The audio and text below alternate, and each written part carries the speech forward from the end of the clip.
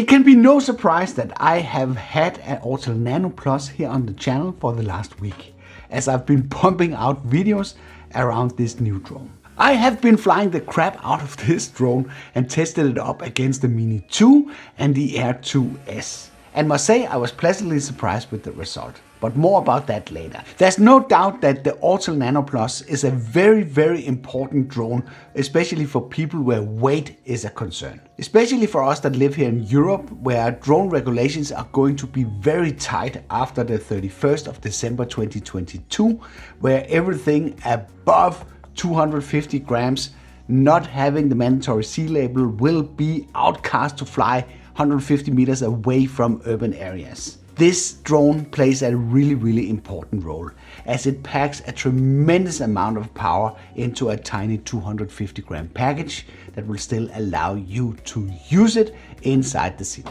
But there's no doubt this is a brand new product and it's not fully matured yet.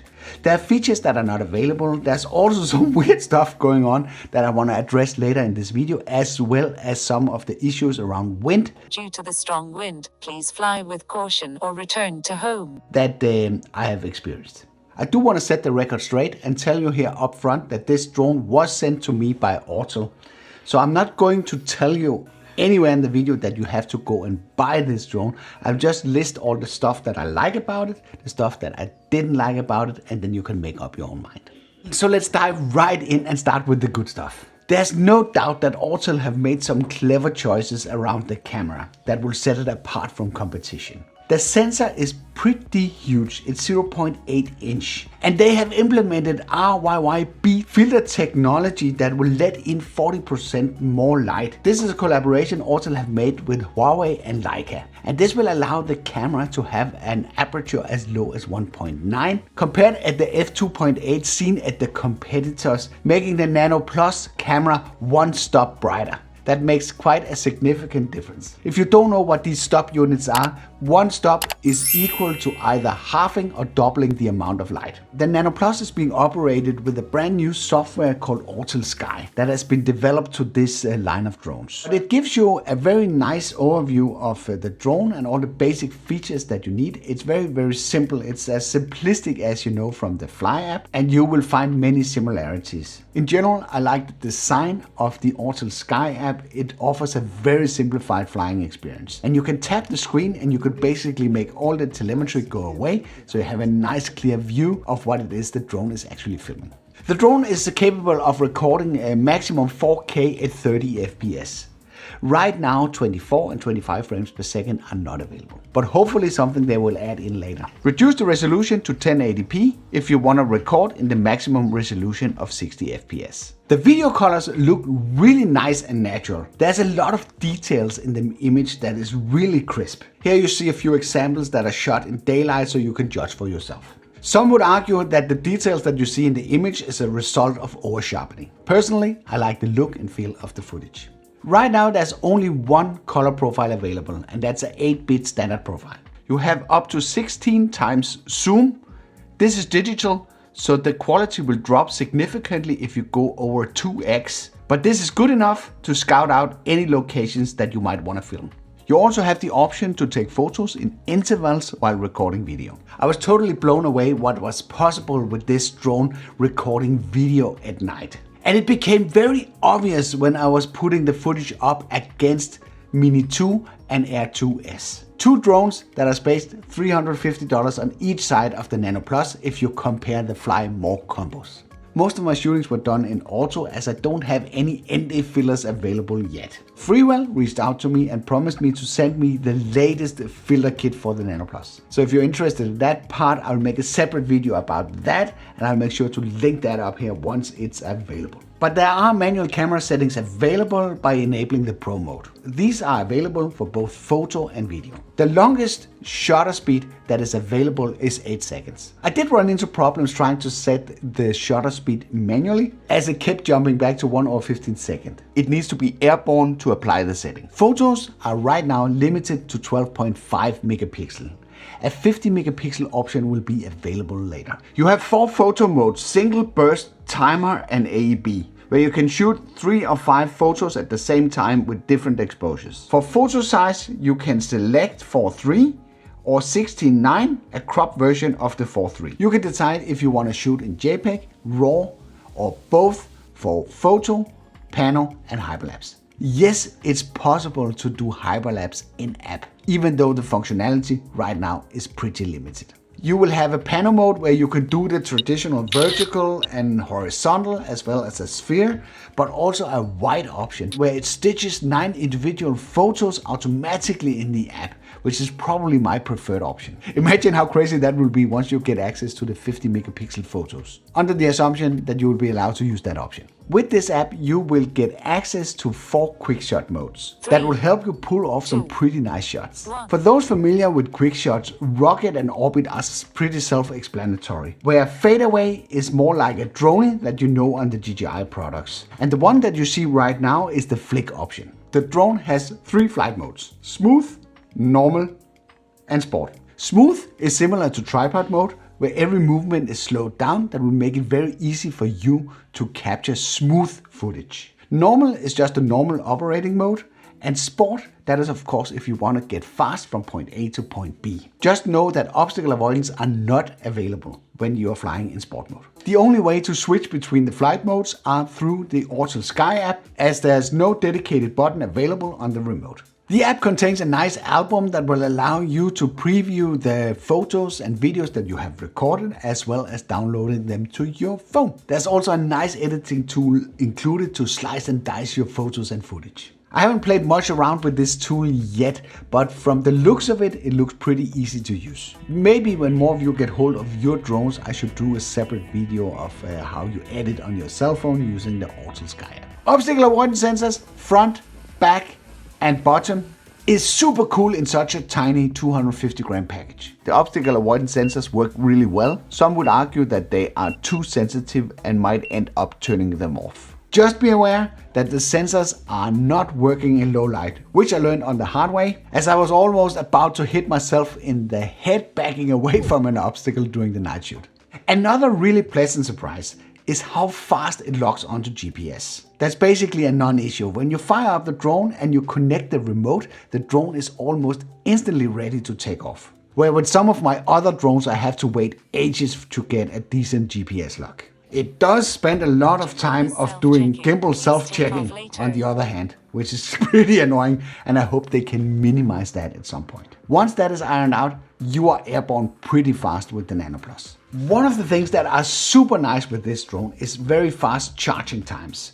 It takes only around 20 to 25 minutes to charge a single battery. If you're in a hurry and you have picked up the premium bundle, then put 2 batteries in the charger and 1 battery in the drone that you can charge in there as well. Then you'll be ready to go out flying fully charged in less than 50 minutes. That is cool and super nice. But I'm not sure that I'm super impressed with the build quality of the charger. It seems a bit flimsy and the battery easy fallout. The build quality is so-so, but this is only 250 grams, so there are certain limits to how much of a quality feel that you can build into it. I would not say that the build quality is like, whoa, this is the greatest thing since sliced bread, but it's also not bad. And I do like the nice bright orange color. Even though it's up in the sky, you will not see much difference. As you might know, at night all cats are gray, if you know what I mean. The new game style controller, I really like that. It's pretty heavy and feels good in your hands. And it can very easily fit my iPhone without me taking off the cover.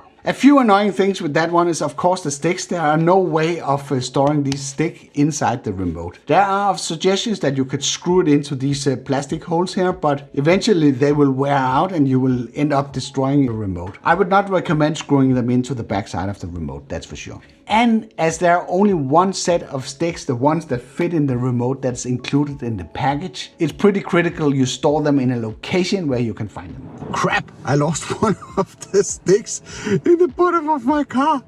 There it is. If you're a thumper like me, you can fly the drone without the sticks mounted. This is not something that I would recommend because you lose a little bit of control, but it is possible if you just need to do something fast. The old type of remote for Autel products did have buttons here on the back, and those were pretty annoying because I was hitting them all the time. They have decided to skip those, so they have included a function button here that can be assigned to two different functions. One that is activated by a single click and one that is activated by a double click.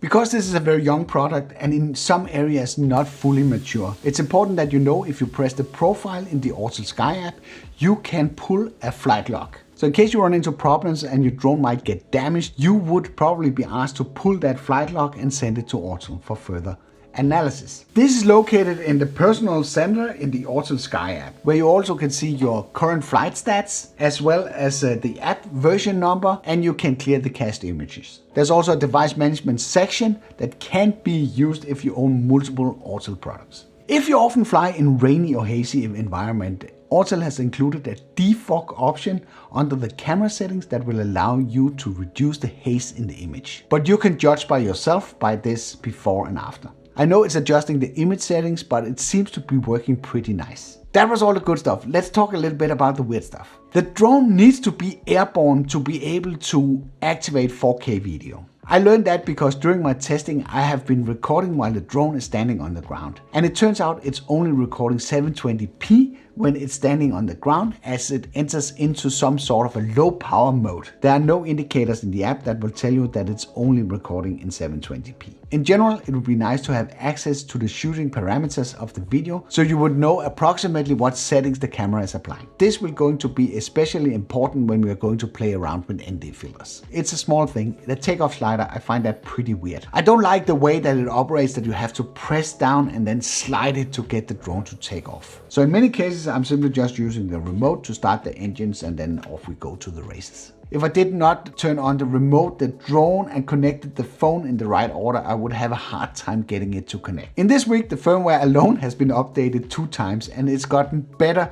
with the connectivity for the drone. I don't know if they fixed that or not. In that regards, the products seem a little bit immature, but I would expect this would be something that could be fixed. Also, there has been reports about variations in the battery weight that will bring the drone dangerously close to the limit of 250 grams. I weighed my version on a quality weight with 0.2 grams of accuracy, and I don't have any issues. But I've seen another YouTuber present evidence that there was more than 1 gram difference between one and the other battery that he had in his bundle. And as the drone, according to the regulation, should be below 250 grams, this could be critical. If this is going to cause a problem going forward, pushing the drone into a category where we don't want it to be, I don't know. But this is definitely something Autel should pay attention to. Keeping the weight of the Nano Plus below 250 grams will make or break the success of this drone. Again, I do want to point out there are a lot of minor issues, as you have to pop out the SD card and pop it in again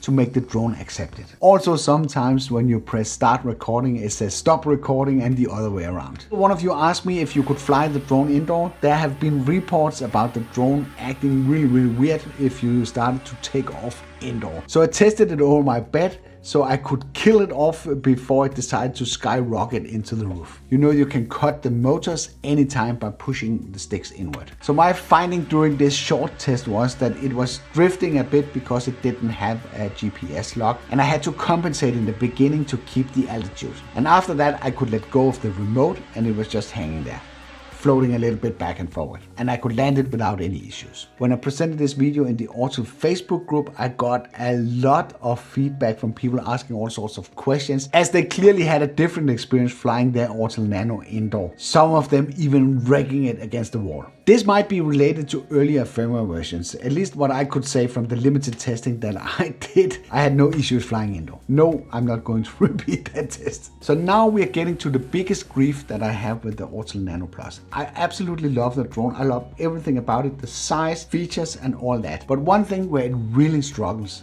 is when it's windy outside. This was actually quite unexpected for me. So the first day when I took out to do these reference recordings against the Mini 2 and the Air 2S, I was flying high up trying to film like a football stadium that I thought could be a nice backdrop for these comparisons. And I actually lost control of the drone, so the drone was drifting into the forest and I could not control it at all. And I tried to switch it into sport mode and see if that made it better. I have been around the block so many times that I know what to do in situations like that. So I kind of flipped the camera downward, looking for a place where I could lower the altitude. So by doing that, I managed to get the drone back safely. But I was a bit surprised about this. And this repeated itself next time that I was out flying, because the conditions is obviously every time that I need to test a new drone, it's quite extreme. It's either raining or hailing or old birdmen are yelling at me. So there was nothing new in that scenario. So the day after, I went to go and capture some nice sunset footage. And again, when I was trying to do like a point of interest against the wind, the drone was struggling really big time. I could almost not move it. And I had to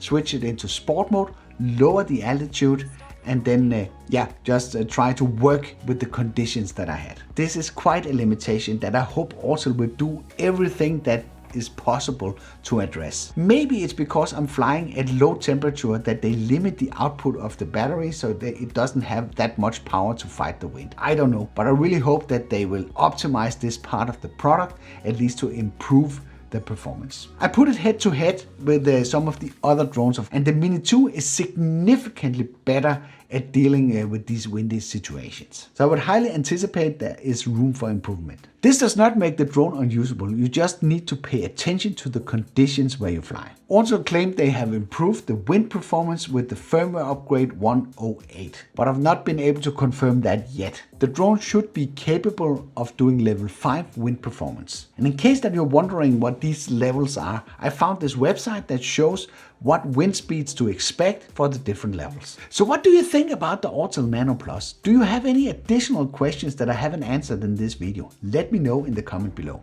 So if you have been watching all the marketing material from Autel on their website, you will see that this drone is packed with a lot of fantastic features. But a lot of them is actually missing and not available yet. So some of the promised features that are not available that you will gain access to in the future are high-speed transfer that will make it super fast to transfer footage from the SD card on the drone to your phone. Dynamic track 2.0, so you will get native active track as part of the drone. Something that I would definitely be looking forward to and will do a separate video about. The 12.5 megapixel photos will be possible to do in 50 megapixel, increasing the size by 4. 60 FPS will be possible with the image transmission in 1080 and 720p. You have 16 times digital zoom on the drone.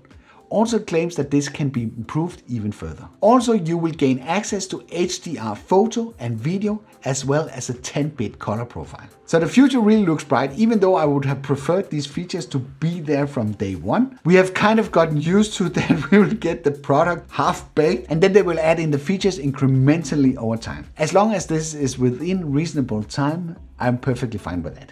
Unfortunately, the waypoint missions that were available with the Evo 2 Pro is not scheduled to be released together with the Nano or the Nano Plus. Also, I really hope that you would reconsider or consider making an SDK available that will allow third-party vendors like Litchi and Rainbow and Drone Deploy and all the other manufacturers to interface with your drone. Alright, that was the tour around the product. In case you're interested in seeing all the footage comparisons and all the other videos that I've made around the Autel Nano Plus, I've compiled a playlist that you can access through this card.